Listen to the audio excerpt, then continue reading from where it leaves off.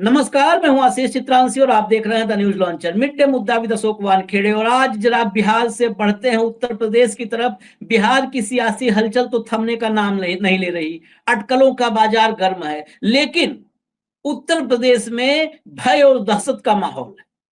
और दहशत में कोई और नहीं है, योगी आदित्यनाथ के कैबिना मंत्री हैं, कैबिनेट मंत्री। कैबिनेट मंत्री को डर कुर्सी जाने का नहीं है, डर है जान जाने, उनके साथ कुछ अनहोनी हो जाए इसका डर है। डर किससे है? ये और भी गंभीर है, डर है योगी आदित्यनाथ से। योगी आदित्यनाथ कह रहा हूं बड़े जिम्मेदारी से, क्योंकि उन्होंने बाकायदे पोस्ट लिख के डाला है कि उत्तर प्रदेश एसटीएफ से उनको डर है। अगर उनको कुछ हो जाता है तो यूपी की एसटीएफ जिम्मेदार होगी, और एसटीएफ किसके अधीन है? योगी आदित्यनाथ के। उत्तर प्रदेश में एसटीएफ जूता भी नहीं पहनती योगी की मर्जी के बगैर, फीता बांधना तो बहुत दूर की बात है। और साथ ही एक ऐसे अफसर का नाम लिखा है पोस्ट में जो योगी आदित्यनाथ की आंख हैं, और अब से नहीं 2017 से है।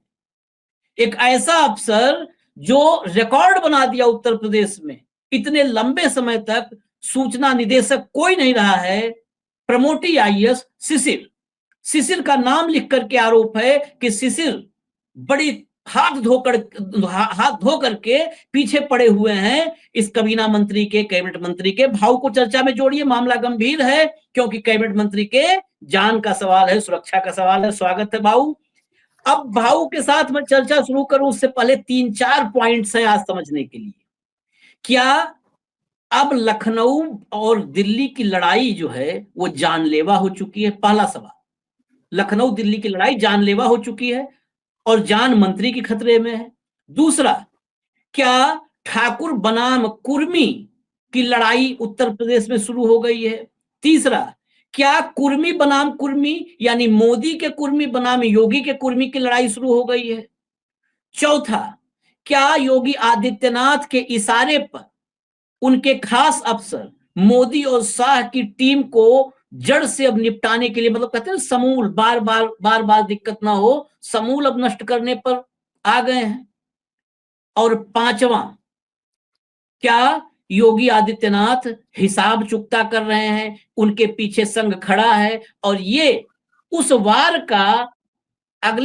की अगली कड़ी है जो वार अभी कुछ दिन पहले हमने भागवत बनाम गुजरात लॉबी देखी थी। कहीं उसका एक्सटेंशन तो नहीं है? इस पर भी ध्यान देना होगा, क्योंकि जब भागवत को कोई सुरक्षा कवच नहीं मिलेगी तो कहीं ऐसा तो नहीं भागवत जी ने लखनऊ में अपना कवच कुंडल खोजा हो? कवच तो खासकर कवच की बात करें तो कुंडल कहीं और हो सकता है, ढूंढ लिया जाए। खैर, चर्चा शुरू करते हैं। भाऊ, खबर आपने देख ली होगी, मैं एक बार उस खबर को, आशीष पटेल हैं, कैबिनेट मंत्री हैं, और कैबिनेट मंत्री ऐसे वैसे नहीं, नरेंद्र मोदी की मंत्री, और ऐसी नहीं विश्वास पात्र मंत्री, उनके पति हैं आशीष पटेल। सहयोगी पार्टी है अपना दल एस, उसके ये तरफ से मंत्री हैं योगी आदित्यनाथ की सरकार में। पोस्ट उनका पहले एक बार पढ़ देते हैं, दर्शक एक बार प्रॉपर समझ लेंगे। पोस्ट दिखाइए कंट्रोल रूम, जो पोस्ट उन्होंने किया है वो पोस्ट पढ़ देते हैं एक बार।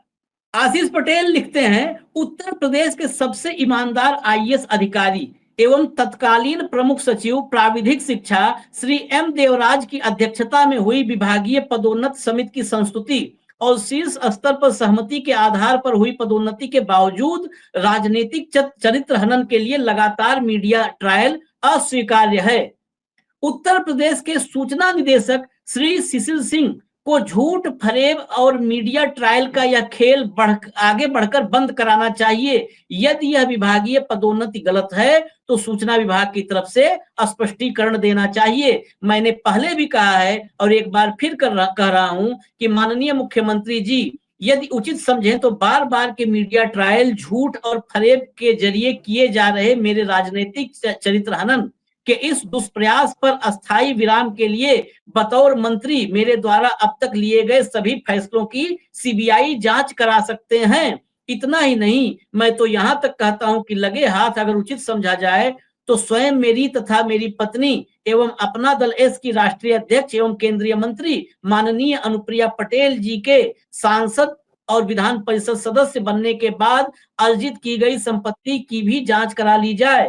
पर्दे के पीछे सामाजिक न्याय की आवाज को कुचलने का खेल जारी है। वास्तव में पदोन्नति के इस मामले में कुछ लोगों के कलेजे में कांटा लगने के का कारण उन ओबीसी और वंचित वर्ग को लाभ मिलना है जिनके अधिकारों की सालों से हकमारी की जा रही थी। पोस्ट के साथ संलग्न पदोन्नति की वर्गवार सूची देखेंगे तो इसका अंदाजा हो जाएगा। मैं ऐसे लोगों को बताना चाहता हूं कि इनके कलेजे में भविष्य में भी कांटा चुभता रहेगा। वो इसलिए कि इन झूठे तथ्यों, अफवाहों और मीडिया ट्रायल से अपना दल एस की सामाजिक न्याय की लड़ाई बंद नहीं होने वाली है। हम अब पहले से भी अधिक शक्ति के साथ सामाजिक न्याय की आवाज बुलंद करते रहेंगे। मैंने पहले भी कहा है कि लौह पुरुष सरदार पटेल का वंशज आशीष पटेल डरने वालों में से नहीं बल्कि लड़ने वालों में से है। अपने शुभचिंतकों के लिए एक विशेष बात कि यदि सामाजिक न्याय की इस जंग में मेरे साथ किसी प्रकार का षड्यंत्र ऑब्लिक यानी या दुर्घटना हुई तो इसकी सारी जिम्मेदारी उत्तर प्रदेश पुलिस के स्पेशल टास्क फोर्स पर रहेगी होगी। बस अब हटा दीजिए इसको। भाऊ सीधा ये तो खुलेआम योगी आदित्यनाथ से उन्हीं के मंत्री को जान का भय है। इसमें शिशिर सिंह को किनारे करिए। शिशिर सिंह तो उनकी आंख है, एक अफसर है जो उनके इशारे पर काम करते हैं योगी के। एसटीएफ का और शिशिर का कोई लेना देना नहीं है। एसटीएफ होम में आती है, होम मुख्यमंत्री के पास खुद रखा हुआ है। एसटीएफ पर अगर जिम्मेदारी है यानी सीधा सीधा कह रहे हैं कि मेरी जान अगर गई, मेरे साथ कुछ भी अनहोनी हुई तो जिम्मेदार योगी आदित्यनाथ होंगे। योगी के मंत्री को योगी से जान का खतरा। बिल्कुल यकीनन। और आप जो कह रहे थे ओपनिंग रिमार्क में, आपने कहा कि क्या जान का भय है क्या? बिल्कुल है, क्योंकि लखनऊ और दिल्ली दोनों का इतिहास रक्त रंजित है। दोनों जगहों का इतिहास रक्त रंजित है, उनके लिए बड़ी बात नहीं, इसलिए उनको डर है। लेकिन उन्होंने एसटीएफ का जो बोला, हत्या ऑब्लिक दुर्घटना, तो एसटीएफ क्या क्या काम करती है ये योगी के कैबिनेट मंत्री ही बता रहे हैं। दिखने में जो दुर्घटना होती है, क्या वो राजनीतिक हत्या है? क्या वो निपटाया जाता है? क्या वो एक गैंगस्टर की तथाकथित गाड़ी पलटना भी एक हत्या का प्रयास था, जिसको कोर्ट सजा देती, न्यायपालिका सजा देती, तो न्यायपालिका का काम, न्यायदान करने का काम पुलिस ने कैसा किया, एसटीएफ ने कैसा किया, ये सवाल भी उठा सकता है। उस टाइम पे भी गाड़ी पलटने में कई सवाल उठे थे, और उस सवालों को जो लोग डाउट कर रहे थे उसको रेखांकित करते हैं आशीष पटेल का ये वक्तव्य। सवाल आशीष, आप भी आशीष है तो आशीष थोड़ा कंफ्यूज ना हो जाए, तो मैं चित्रांश जी कहूंगा आपको। चित्रांश जी, सवाल ये है कि ये मात्र कोई भ्रष्टाचार की लड़ाई नहीं है, ये परिवार की लड़ाई है, पटेल परिवार की। ये दो पटेल ग्रुप की लड़ाई है, मोदी पटेल, योगी पटेल। ये दिल्ली लखनऊ की लड़ाई है, ये ओबीसी वर्सेस ठाकुरों की लड़ाई है, ये मनुस्मृति का असली चेहरा है।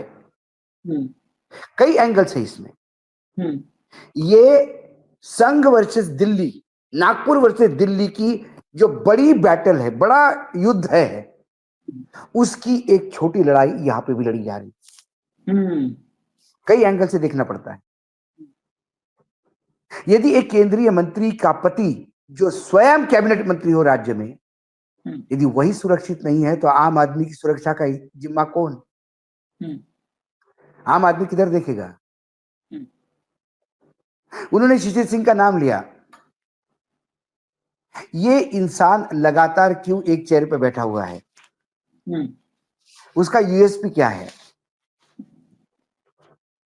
मीडिया में योगी जी को, विरोधकों को निपटाना और योगी चालीसा पढ़ने वालों को दोनों हाथ से लुटाना, ये शिशिर सिंह का काम है? या योगी पे हमलावर लोगों के खिलाफ एक कैंपेन सिस्टमैटिक ढंग से चलाना, ये शिशिर सिंह का काम है? ये मैं नहीं कह रहा हूं, ये योगी जी के कैबिनेट मंत्री कह रहे हैं। नहीं तो शिशिर कुमार कहीं से भी न्यूज लॉन्चर पे एक मुकदमा दर्ज करवा देंगे।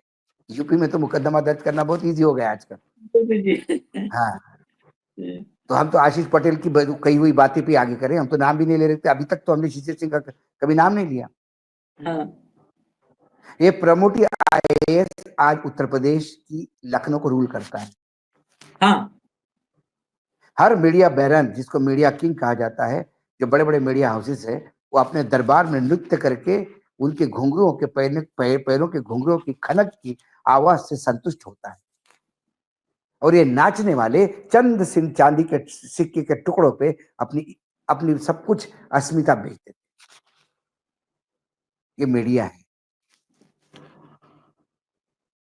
लेकिन हम भी एक अपने आप को मीडिया का एक हिस्सा कहते हैं, जो अपनी लड़ाई पे लड़ते हैं। इसलिए शशि सिंह का नाम, शशि सिंह प्यादे हैं, हाँ। ये कोई बड़े ऑपरेटर नहीं है। कल कोई सरकार बदल जाए तो फिर दूसरे सरकार में भी ये उस सरकार की वाई करे, अपने को बता नहीं सकते। एक अभी अधिकारी थे, वो तो सभी वो मायावती जी के साथ भी रहे, उसके बाद मायावती के बाद अखिलेश आए, वो उन्हीं के भी सगे रहे। अखिलेश के हाँ। बाद योगी आदित्यनाथ, उनके भी सगे रहे। फिर योगी जी की और दिल्ली की झगड़े हो गए तो दिल्ली के सगे हो गए। और दिल्ली में एक बड़े सूचना प्रसारण मंत्रालय में बड़े ओहदे पे बैठे हैं। सब आज उन्हीं के अंडर है ना, पूरा दूरदर्शन से लेके सब। तो हैंडसम भी स्मार्ट भी है, हैंडसम भी है, स्मार्ट भी है, और जुगाड़ू भी है। जुगाड़ू भी है। जुगाड़ू वो ये ब्यूरोक्रेटिक आलू है, हर सब्जी में चल जाता है। और रोटी में डालो तो पराठा कहलाता है, आलू में डालो तो पुलाव बन जाता है। सब्जी तो बनती है उसकी, फ्राई करो तो चिप भी बन जाता है। तो ये मायावती से लेके योगी तक का जो सफर है, ये उत्तर प्रदेश के ब्यूरोक्रेसी का कल्चर बताता है कि इनकी रीढ़ की हड्डी नहीं। ये सिर्फ सरकार के हाँ में, सत्ता के हाँ में हाँ मिला के अपना उल्लू सीधा करते हैं। आशीष पटेल पे जो आरोप लगा रहे हैं, वो कह रहे हैं कि सीबीआई की जांच करवा दो। और अक्सर मैंने ये बात भी देखी कि जब किसी नेता पे भ्रष्टाचार के आरोप लगाते हैं तो वो तुरंत अपने जाति पे चला जाता है। मोदी जी को आप कुछ कहो तो गुजरात के बेटे को कुछ कह दिया, गरीब के बेटे को कुछ कह दिया, चाय बेचने वालों को कुछ कह दिया, ओबीसी को कुछ कह दिया, गंगा के पुत्र को कुछ कह दिया, नॉन बायोलॉजिकल को कुछ कह दिया, भारत को कुछ कह दिया। ये हो जाता है। अब वो कहते हैं कि मैं सरदार पटेल का वंशज हूं। मुझे तो नहीं मालूम कहां से सारे पटेल वंशज हो गए। पटेल पाटीदार पाटिल किसान कम्युनिटी है। गुजरात के पटेल महाराष्ट्र मध्य प्रदेश में पाटीदार हो जाते हैं, और वो आगे जाके पाटिल हो जाते हैं विदर्भ तक।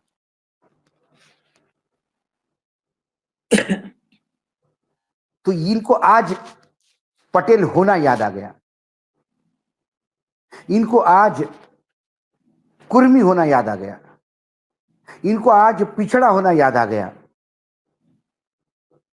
अब ये अपने ऊपर हुए हमले को सरदार पटेल पे हमला मानते हैं,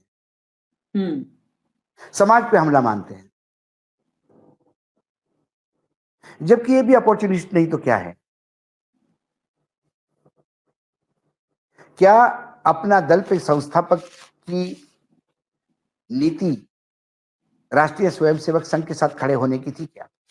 कहीं नहीं। डॉक्टर साहब थे, डॉक्टर सोनेलाल पटेल। सोनेलाल पटेल की फोटो, मैं उसकी चर्चा आज नहीं करना चाहता हूं। उन पर जब लाठियां चली थी, हॉस्पिटल में थे, भाजपा के साथ कितनी लड़ाई लड़ी है डॉक्टर सोनेलाल पटेल ने। उन्हीं की पुत्री है अनुप्रिया पटेल और पल्लवी पटेल। तो अनुप्रिया पटेल ने और उनके पति ने भाजपा का साथ देकर अपने पिता की विरासत को ही बेच दिया। उनकी विचारधारा को ही अपने पैरों के तले रोन दिया। सारा सत्ता का मक्खन खाने के लिए है ना। तो सबसे पहले, यदि आशीष पटेल को लगता है कि उनके जीवित को हानि है, ऐसे कैबिनेट में और ऐसे सरकार में रहने का अधिकार क्या है? हाँ। अनुप्रिया पटेल को यदि लगता है कि बीजेपी के साथ रहने से उनके पति की हत्या हो सकती है, ऐसे बीजेपी के दरबार में हाजिरी भरने का मतलब क्या है? सीधा सवाल। आशीष पटेल को लगता है कि ये सरकार इतनी खराब है कि उनके मर्डर की प्लान कर रहे हैं, क्योंकि उन्होंने डर व्यक्त किया है भाई, तो सीधा इस्तीफा और सामने लड़ाई। पॉइंट नंबर 1, पति के साथ हो जाए लड़ाई। आरोप लगे आप सीबीआई की जांच, आप कहते मेरे प्रॉपर्टी की जांच, सीबीआई की जांच। आज कौन प्रॉपर्टी रखता है अपने नाम पे गुरुजी? सब शाणे हो गए, सबकी बेनामी प्रॉपर्टियां हैं। जो कहते हैं कि हमारे जो इलेक्शन कमीशन में जो पैसा एफिडेविट में जो पैसा भरते हैं, क्या उतनी प्रॉपर्टी उनके पास होती है क्या? वो कागज वाली है। बिना कागज की प्रॉपर्टी कैसी होती है? आप तो आपकी पूरी जिंदगी की चित्रांश जी उत्तर प्रदेश की राजनीति में, मतलब राजनीति कवर करते करते, और आप तो उस पूर्वांचल से आते हैं जहां तो ये घनघोर देखने को मिलता है। घनघोर कलाकार प्रॉपर्टी किसी और की, घनघोर कलाकार है, प्रॉपर्टी किसी और की, मालिक कोई और। तो इस बारे में कोई तथ्य नहीं कि मेरी प्रॉपर्टी जांच करवा ले, ये करवा ले, वो करवा ले। सवाल है कि आप पे आरोप लगे, आपको लगता है कि ये कैबिनेट आपके खिलाफ है, आपको लगता है कि सरकार आपके खिलाफ है, तो उस सरकार में मंत्री पद किस अधिकार से आप भोग रहे हैं, ये बताइए। वो इंतजार कर रहे हैं। उन्होंने कहा था 16 दिसंबर को, उन्होंने कहा था कि मोदी जी अगर कह देंगे तो 1 मिनट में पद छोड़ दूंगा। ये भी बड़ा अद्भुत बयान है। योगी आदित्यनाथ उस इसी पर तो हम चर्चा कर रहे हैं, करेंगे आगे, लेकिन आशीष पटेल का बयान भी अजूबे है। मोदी कहेंगे इस्तीफा देने के लिए, मंत्री योगी क्यों? हाँ, मंत्री योगी क्यों हो? हाँ। आप क्या मोदी जी के कैबिनेट में जाके बैठते हैं क्या? हाँ हाँ। मतलब ये है कि आप मुझे न्यूज लॉन्चर पे बुला रहे हैं, मैं आ रहा हूं और मैं दर्शकों को कह रहा हूं कि मुझे कृपा करके आशीष जी से बचाइए, चित्रांश जी से बचाइए। लोग कहेंगे अरे महामूर्ख जाता क्यों है उधर? चित्रांश से डर लगता है तो जाते क्यों है उधर? देखिए मैं लिफ्ट से मैं आते समय कुछ गड़बड़ हो गया तो चित्रांश जी जिम्मेदार। अरे पर जाता क्यों है उधर भाई? जिस जगह आपकी नहीं जमती छोड़ दो जगह के। और ये किसने कहा तुमको कि गरीबों की, पिछड़ों की, दलितों की लड़ाई लड़ने के लिए सत्ता का मक्खन खाना जरूरी है? महात्मा गांधी ने इस देश की लड़ाई लड़ी, कौन से सत्ता पे बैठे? आंबेडकर जी ने जरा दलितों की लड़ाई लड़ रहे थे, जैसा हिंदू बिल पे 2 मिनट के अंदर डिफरेंस हो गया, उन्होंने इस्तीफा देके साइड को हो गए। वहां तो कैबिनेट उनके साथ थी, वहां तो जवाहरलाल नेहरू कह रहे थे कि मैं खुद हिंदू बिल चाहता हूं, आप जाइए मत, आप मेरा साथ दीजिए, हम दोनों मिलकर प्रयास करेंगे। यही लोग जो अब आंबेडकर जी कह रहे थे, यही आंबेडकर जी को वहां नीचे दिखा रहे थे। तो आंबेडकर जी ने तो ट्वीट नहीं किया या पत्र जारी नहीं किया अखबारों को कि देखिए ये लोग ऐसा करते हैं और मैं ये करूंगा। उन्होंने इस्तीफा दे दिया। आंबेडकर जी को दलितों की लड़ाई लड़ने के लिए मंत्री बनना जरूरी नहीं था। मंत्री पद पे लात मार के उन्होंने लड़ाई लड़ी क्योंकि वो योद्धा थे, वो लड़ना जानते थे, वो लड़ने का नाटक नहीं कर रहे थे जो आशीष पटेल कर रहे हैं। मैं आशीष पटेल के इस पूरे बयान को नौटंकी इसलिए कहता हूं कि यदि तुम्हें हिम्मत है और तुमको लगता है दलितों के खिलाफ कुछ गड़बड़ हो रही है, आपको लगता है कि दलितों को और पिछड़ों को प्रमोशन मिलने से कई लोगों के दिल में कांटा चुभ रहा है, आपने प्रमोशन दे दिया, आप सत्ता छोड़ के रास्ते पे आ जाइए। लेकिन मक्खन भी खाना है, बुराई भी करना है, लाल दिए की गाड़ी में भी घूमना है और हत्या होने का डर भी रखना है। भाऊ ये जो दोगलापन है, ये दोगलापन दिखा देता है कि कुर्मियों के नाम पे, मैं डॉक्टर पटेल जी जिन्होंने जो संस्थापक थे, वो मैं काशीराम जी के बाद उनका नाम लेता हूं उत्तर प्रदेश में, वो पिछड़ों के लिए काम करने के लिए डॉक्टर सोहनलाल पटेल, ये काशीराम की तुलना के लिए सोनीलाल पटेल, ये उनके मैंने कहा ना कि आंबेडकर के बाद काशीराम जी, और काशीराम जी के साथ यदि किसी का नाम जोड़ा जाए तो वो कठोर लड़ाई, कुछ नहीं होते हुए एक अपना दल को शेप दिया। उनके जाने के बाद क्या हुआ? सिर्फ सत्ता के मक्खन खाने के लिए परिवार में डिवाइजन हुआ, सिर्फ सत्ता के लिए। भूल गए तब कुर्मियों की लड़ाई, भूल गए तब मक्खन खाने की लड़ाई हो गई। भाजपा तो टुकड़ा फेंकती ही है, भाजपा तो तोड़ती है, उसमें क्या है? वो तोड़ के एक धड़े को अपने पास करते, पासवान को तोड़ा, शिवसेना को तोड़ा, एनसीपी को तोड़ा, किसको नहीं तोड़ा? घर तोड़ने में तो एक्सपर्टीज है, एक्सपर्ट है। तो आपने कैसे टूटने दिया? तो ये समय है उत्तर प्रदेश में फिर से अपने ससुर के नाम को जिंदा करने का। दोनों पति पत्नी ने इस्तीफा देकर रास्ते की लड़ाई लड़नी चाहिए, फिर देखते हैं कि एसटीएफ क्या करती है। लेकिन आशीष पटेल किसके हाथ में खेल रहे हैं? क्या दिल्ली के हाथ में खेल रहे हैं? वही डिकोड करना चाहते हैं हम, वही डिकोड करना चाहते हैं। वो दिल्ली के हाथ में खेल रहे हैं, इसलिए सत्ता में रहते हुए आक्रमण कर रहे हैं। वो मोदी जी का नाम बार बार ले रहे हैं। मोदी जी का नाम लेके उन्होंने अंडरलाइन कर दिया कि मोदी जी के कहने पे ही मैं इस्तीफा दूंगा। तो फिर ये जो बयान दे रहे हो ये क्या मोदी जी के कहने पे है? जब बयान मोदी जी के कहने पे नहीं है तो फिर इस्तीफा मोदी जी के कहने पे क्यों? वो भी बिना कहने पे दीजिए। या ये बयान भी क्या वही इशारे पे हो रहा है? सवाल ये है। इसकी पृष्ठभूमि भी जो है थोड़ा सा भाऊ, इसकी हाँ। पृष्ठभूमि भी थोड़ा समझना। इनकी एक अनुप्रिया की बहन है पल्लवी पटेल।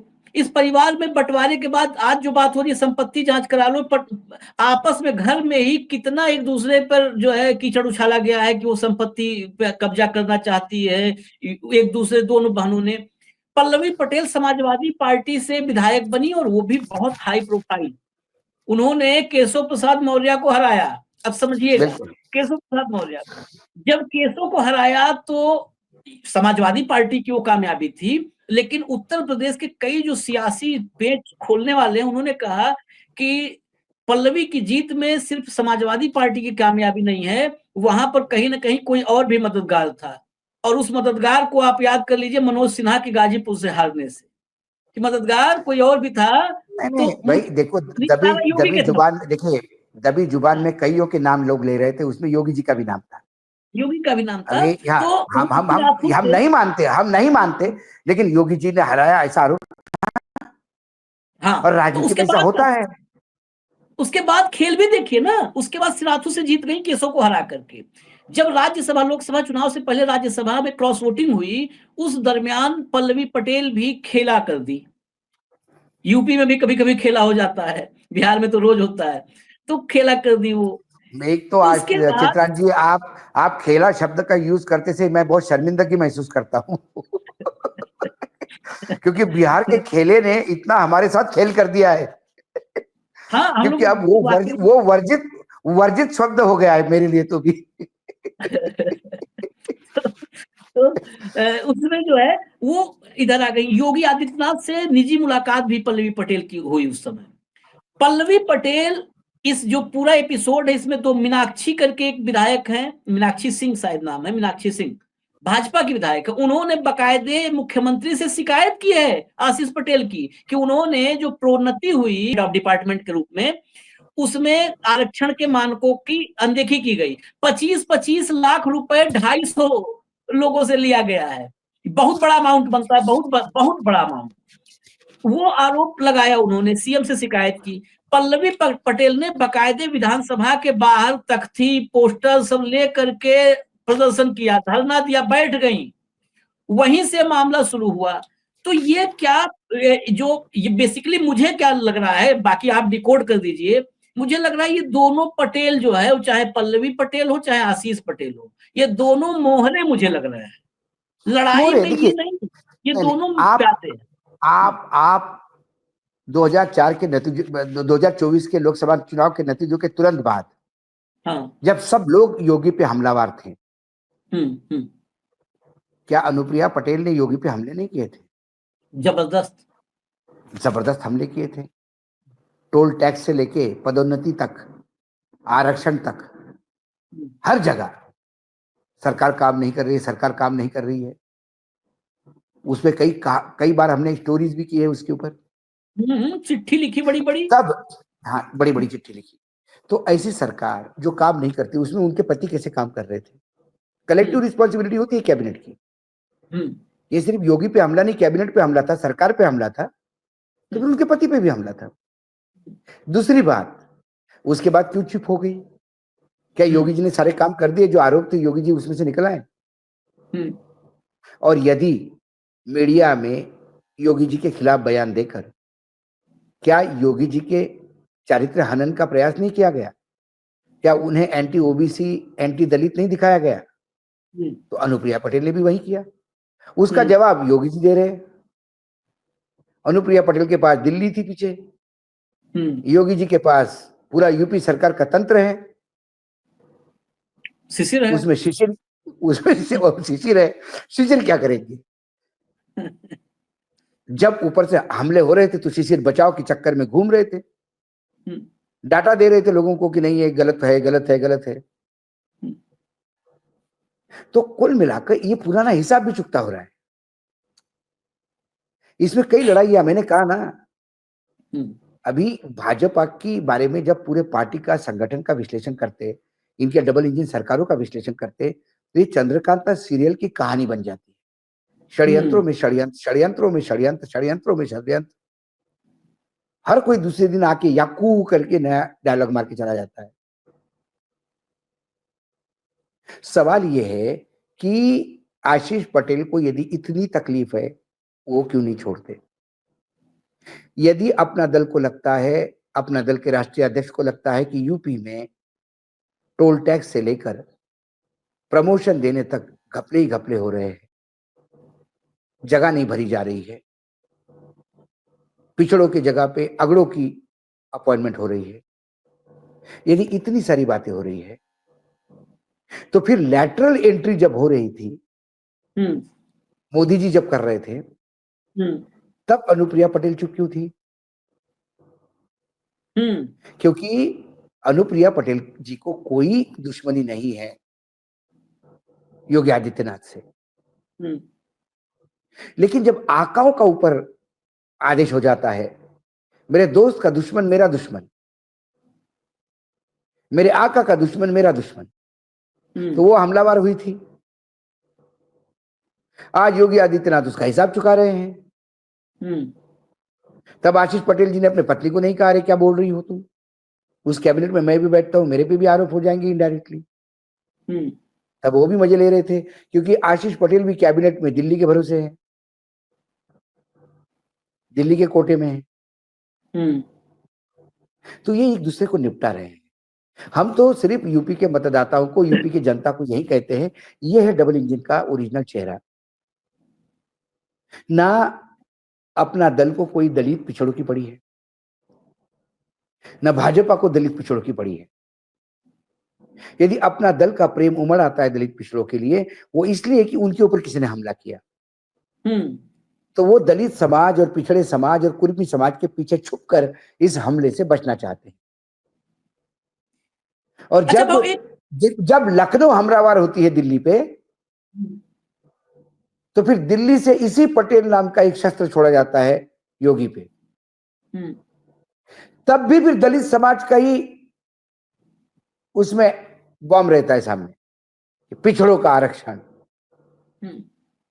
खा गए। एक आखिरी सवाल, ये हम मोहरों पर बात कर लिए काफी, ये मोहरों पर अगर बात करें तो पीछे जो मोहरों को चलाने वाला शख्स बैठा है, दोनों तरफ, दिल्ली और लखनऊ दोनों तरफ, क्या फिर से कुछ भाजपा के भीतर फिर से कुछ नए सिरे से शीत युद्ध शुरू हुआ है, कोल्ड वॉर या ओपन वॉर? जब तक भारतीय जनता पार्टी के राष्ट्रीय अध्यक्ष का नाम फाइनल नहीं होता, ये छोटी मोटी लड़ाइयां हर क्वार्टर पे चलती रहेगी। कभी बिहार में, कभी यूपी में, कभी दिल्ली में, कभी मध्य प्रदेश में, कभी नागपुर में, कभी धर्म संसद में, ये हमले होते रहेंगे, क्योंकि सारी दामोदमार भारतीय जनता पार्टी का राष्ट्रीय अध्यक्ष कौन होगा, संगठन पे कौन कब्जा करेगा, क्या वो गुजरातियों पे भारी पड़ेगा या गुजरातियों का रबर स्टैंप होगा। ये दो चीज आने वाले समय में राष्ट्रीय स्वयंसेवक संघ का भविष्य, भारतीय जनता पार्टी का भविष्य और गुजरातियों का भविष्य तय करेगा।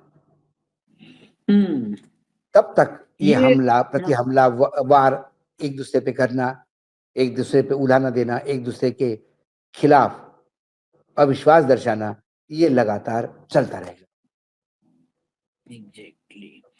कुल मिला जुला के अगर इसको समझें तो भारत और पाकिस्तान की सीमा वाली स्थिति है कि कुछ भी ना हो, अगर नॉर्मल हालात हो तब भी फायर एक्सचेंज हो ही जाते हैं, नॉर्मल हालात में भी फायर एक्सचेंज होते हैं। और खबर आती है कि पाकिस्तान की तरफ से जो है फायरिंग हुई, जवाब में भारत की तरफ से भी जवाबी जो है पाकिस्तान को कार्रवाई करते हुए, और भारत की तरफ से भी मोर्टार के गोले दागे गए। तो ये कुल मिलाकर के कहीं से बुलेट चल रहा है और कहीं से जो है मोर्टार के गोले चल रहे हैं। अब भारी कौन पड़ेगा, बुलेट या मोर्टार का गोला, ये देखना होगा। अभी तो हम ये लखनऊ से जो देख रहे हैं, रणभूमि लखनऊ बना हुआ है। बाबू ने एक बात कही थी कि मोर्चा युद्ध चल रहा है, जो एक्सटेंशन उसका नजर आता है, जो भागवत बनाम गुजरात लॉबी है उसका एक्सटेंशन।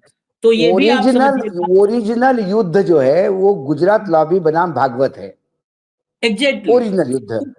उसके लिए ये छोटी मोटी लड़ाइयां अलग अलग क्षेत्रों में क्षेत्र अब लड़ रहे हैं। मोर्चे खोले गए हैं, मोर्चे सामरिक रूप मोर्चे से जब खोले गए युद्ध अलग अलग, रणनीति बनाई जाती है तो ये तो मोर्चा भी अलग अलग खोल दो जगह पे जरा। मोर्चा खोला गया हाँ, है। कि मोर्चा पंजाब वाला जरा राजस्थान का भी खोल दो, उधर बांग्लादेश का मोर्चा खोल दिया तो उधर बस बस बस बस वही डिप्लॉयमेंट हो रहा बढ़ है जाएगा। बस। तो वो सब है, मोर्चे खोले जा रहे हैं। ये लड़ाई बड़ी है, आशीष पटेल की जान महत्वपूर्ण है, लेकिन कई बार सियासी लड़ाइयों में बड़ी जानें भी छोटी मान ली जाती हैं। तो इसलिए आशीष पटेल सावधान रहें, सतर्क रहें, ये हम यही कह सकते हैं। उनको सलाह दे सकते हैं, सतर्क कर सकते मुझे आज हिरेन पांड्या की याद आ रही है। हम्म। उनको भी आशंका थी। मुझे लगता है इसमें बहुत कुछ जनता बस समझ बस जाएगी। बाकी कहना नहीं है। बाकी तो समझदार सभी लोग हैं जो सियासत में हैं, जो ओबीसी की लड़ाई लड़ने की बात करते हैं, सामाजिक न्याय की बात करते हैं, वो लोग समझदार काफी होंगे। उत्तर प्रदेश में भी बिहार से लगा हुआ है, सियासी गर्मी पहुंची है और वहां पर भी शुरू हो गई है इस तरह की हलचल, जो हलचल थोड़ी खतरनाक सी जान पड़ती है, खतरनाक महसूस होती है। इजाजत दीजिए हमें, कल दोपहर फिर मिलेंगे नए साल पर। बीते हुए गुजरे हुए साल में जो कुछ भी हम लोगों की तरफ से लगा हो कि हमारी चर्चा में कुछ कमी रही हो, कहीं पर आपकी नाराजगी रही हो मेरे सवालों से, भाव के जवाबों से, तो कहते हैं भूल चूक लेनी देनी, उसके लिए हम अपने दर्शकों से क्षमा प्रार्थी हैं। आपके सुझाव सदा आमंत्रित हैं, आपके सुझाव पे ही हम काम करते हैं। तो इजाजत दीजिए, नए साल में कल मिलेंगे। अग्रिम शुभकामनाएं कल तो प्रवेश करने के बाद देंगे, अग्रिम शुभकामनाएं मेरे तरफ से और भाव की तरफ से भी सुन लीजिए।